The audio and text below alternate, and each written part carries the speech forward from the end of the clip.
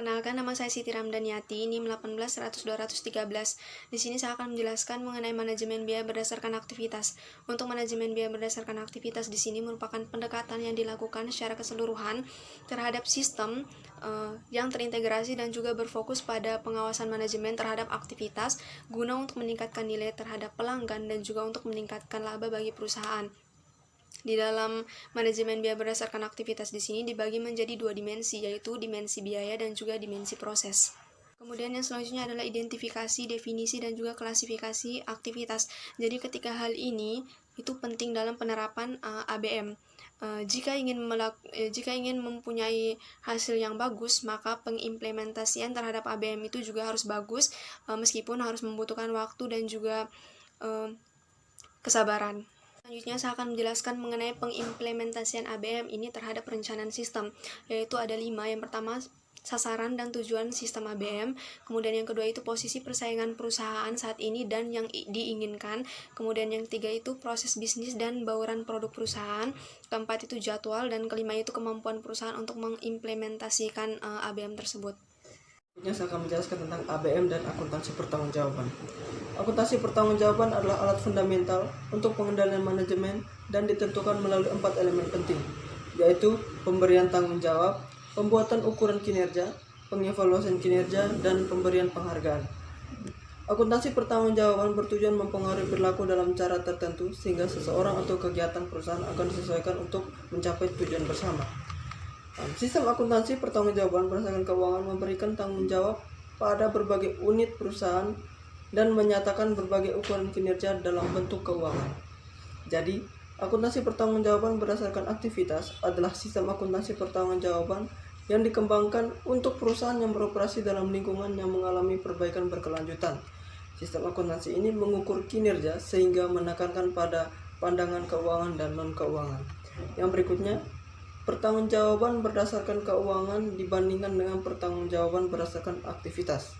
Dilihat dari pemberian tanggung jawabnya, akuntansi pertanggungjawaban berdasarkan keuangan berfokus pada unit fungsional, perusahaan, dan berbagai individu.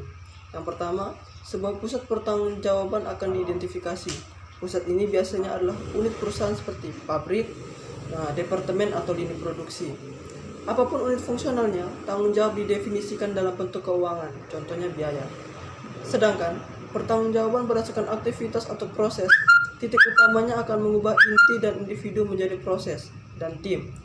Optimalisasi keseluruhan sistem adalah penekanannya. Dilihat dari penetapan ukuran kinerja. Ukuran kinerja harus diidentifikasikan dan standar harus ditetapkan untuk berfungsi sebagai benchmarking untuk ukuran kinerja. Yang kemudian yang berikutnya evaluasi kinerja. Dalam kerangka kerja berdasarkan keuangan, kinerja diukur dengan membandingkan berbagai hasil sesungguhnya dengan hasil yang dianggarkan.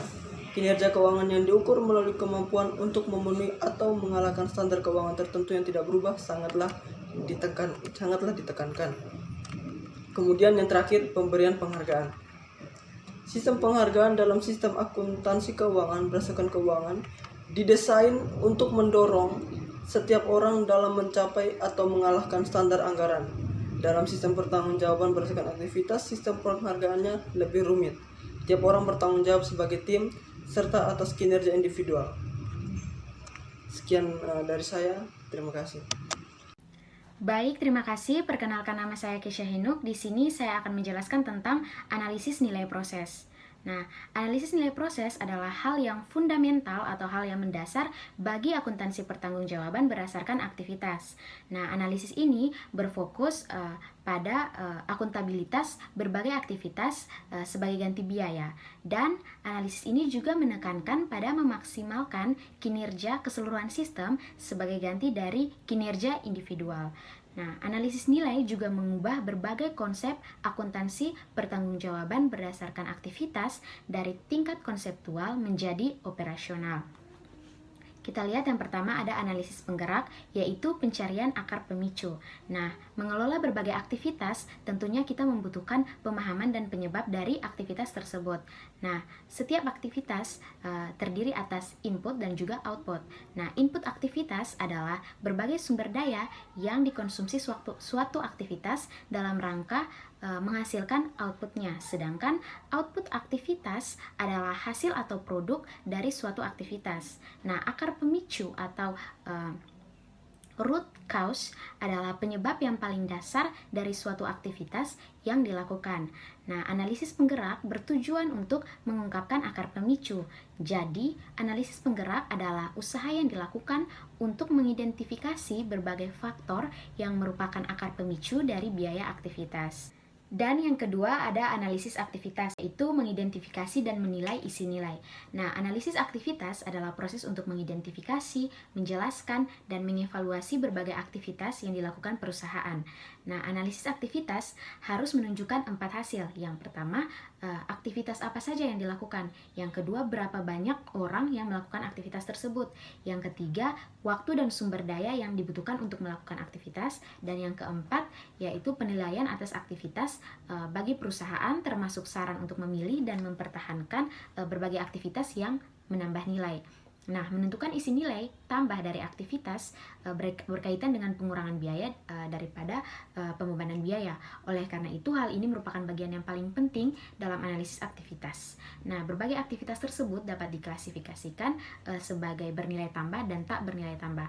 Kita lihat yang pertama, aktivitas bernilai tambah.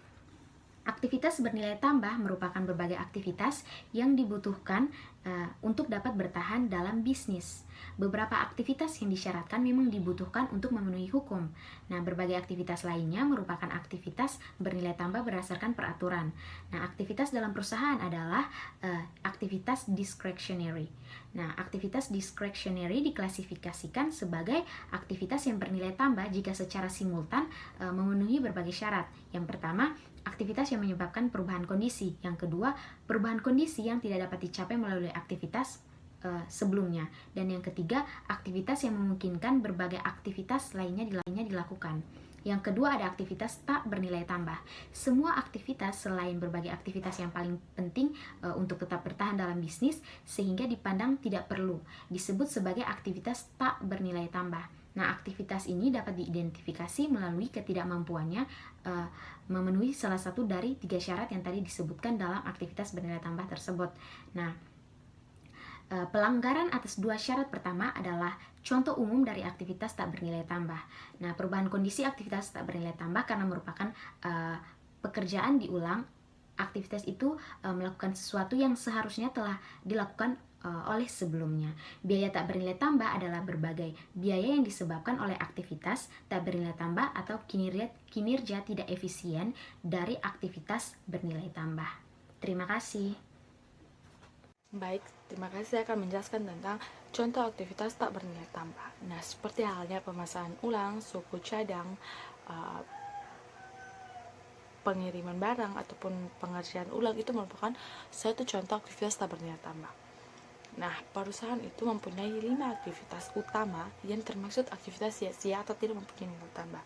Yang pertama adalah aktivitas penjadwalan, di mana aktivitas ini merupakan menggunakan waktu dan sumber daya untuk menentukan kapan produk memiliki akses ke proses serta berapa banyak produk yang dapat dihasilkan.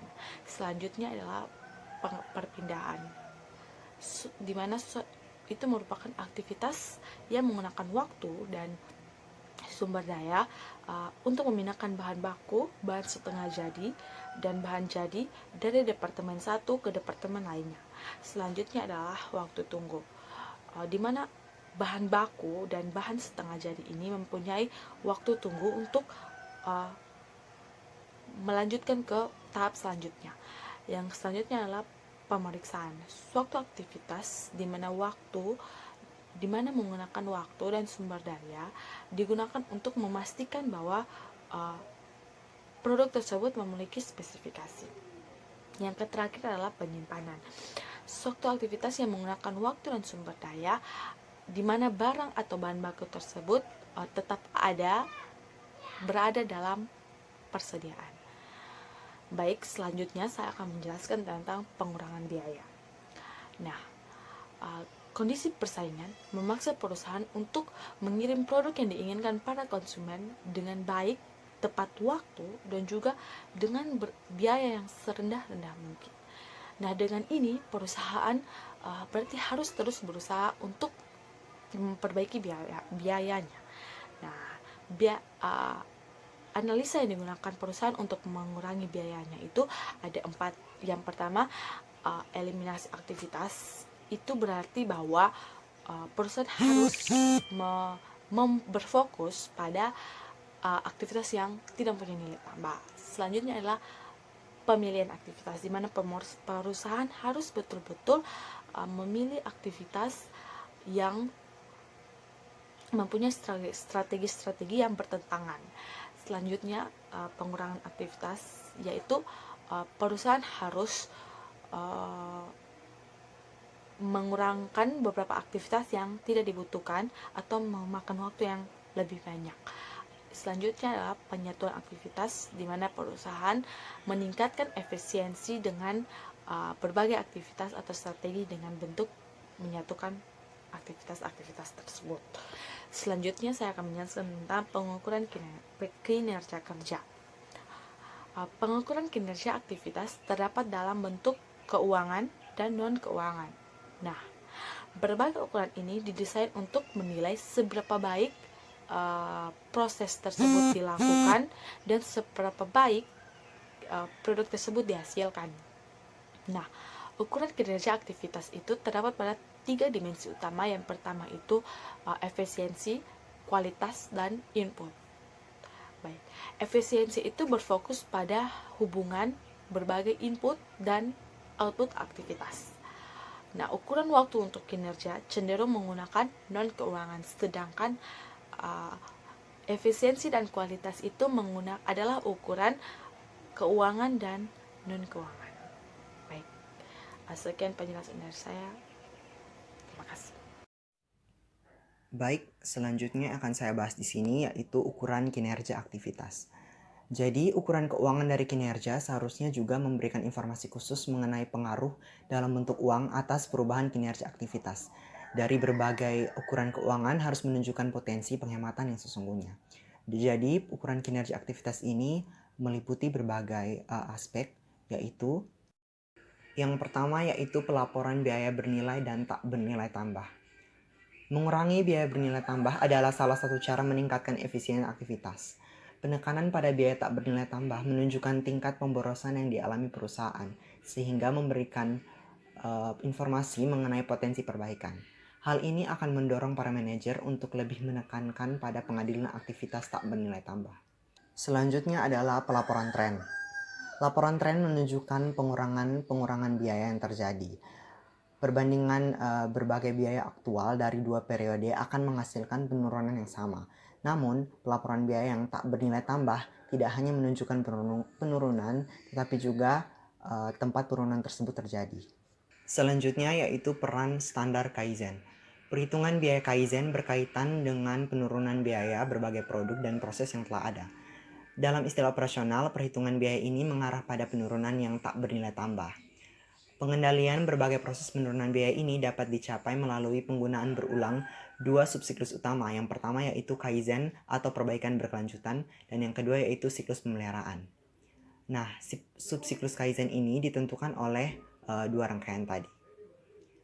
Saya Ada Bemau, saya akan melanjutkan penjelasan mengenai ukuran kinerja aktivitas. Yang keempat adalah benchmarking, di mana benchmarking ini adalah pendekatan yang digunakan untuk mengidentifikasi peluang dalam melakukan perbaikan aktivitas.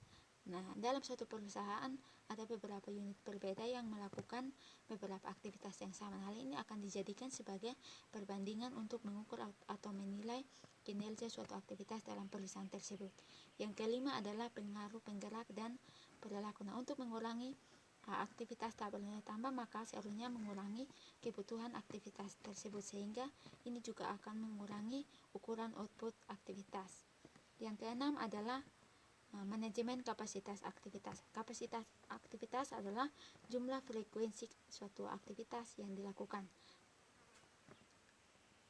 Ketika pasokan melebihi permintaan dalam kuantitas yang cukup besar, pihak manajemen di sini dapat bertindak untuk mengurangi jumlah aktivitas yang tidak digunakan. Sekian penjelasan dari saya. Perkenalkan, nama saya Chandra Sanjaya. Saya akan melanjutkan presentasi yang telah disampaikan oleh teman saya. Poin yang pertama yang akan saya bahas yaitu perhitungan biaya pelanggan berdasarkan aktivitas. Para pelanggan adalah objek biaya yang cukup berpengaruh. Manajemen atas pelanggan dapat menghasilkan pendapatan yang signifikan dalam laba. Memiliki keanekaragaman pelanggan merupakan hal yang mungkin, sebagaimana kemungkinan untuk memiliki keanekaragaman produk. Sumber keanekaragaman pelanggan meliputi beberapa hal seperti frekuensi pesanan, frekuensi pengiriman, jarak geografis, dukungan penjualan dan promosi, serta kebutuhan dukungan rekayasa teknik. Poin yang kedua yaitu perhitungan biaya pelanggan versus perhitungan harga pokok penjualan. Pembebanan biaya layanan pelanggan pada pelanggan dilakukan dengan cara yang sama dengan biaya produk dibebankan pada produk.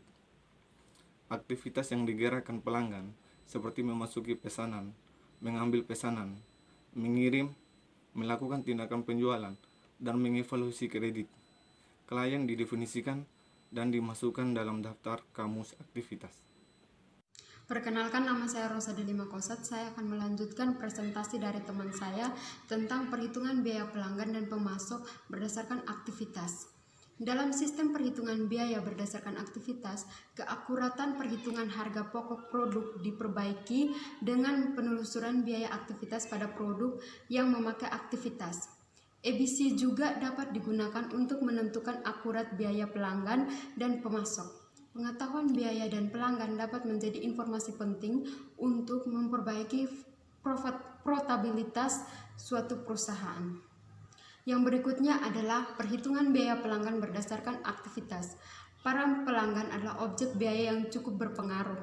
Memiliki keanekaragaman pelanggan merupakan hal yang mungkin, sebagaimana kemungkinan untuk memiliki keanekaragaman produk. Sumber keanekaragaman pelanggan meliputi beberapa hal, seperti frekuensi pesanan, frekuensi pengiriman, jarak geografis, dukungan penjualan, dan promosi. Yang berikutnya adalah perhitungan biaya pelanggan versus perhitungan harga pokok produk. Pembebanan biaya yang pelanggan pada pelanggan dilakukan dengan cara yang sama dengan biaya produksi dibebankan pada produk. Produk aktivitas yang digerakkan pelanggan seperti memasukkan pesanan, mengambil pesanan, mengirim pesanan, melakukan tindakan penjualan, dan mengevaluasi kredit klien diidentifikasikan dan dimasukkan dalam kamus daftar aktivitas. Yang berikutnya adalah perhitungan biaya pemasok berdasarkan aktivitas. Perhitungan ini dapat membantu manajer untuk mengidentifikasi biaya yang sebenarnya dari para produksi. Biaya pemasok lebih banyak dari harga pembelian komponen atau bahan yang dibutuhkan. Yang berikutnya adalah metodologi perhitungan biaya. Aktivitas digerakkan pemasok mengikuti seperti pembelian, menerima, memeriksa komponen, mengerjakan ulang produk, mempercepat pengiriman produk, dan memperbaiki produk. Yang masih dalam garansi diidentifikasikan dan didaftarkan dalam kamus aktivitas. Sekian dan terima kasih.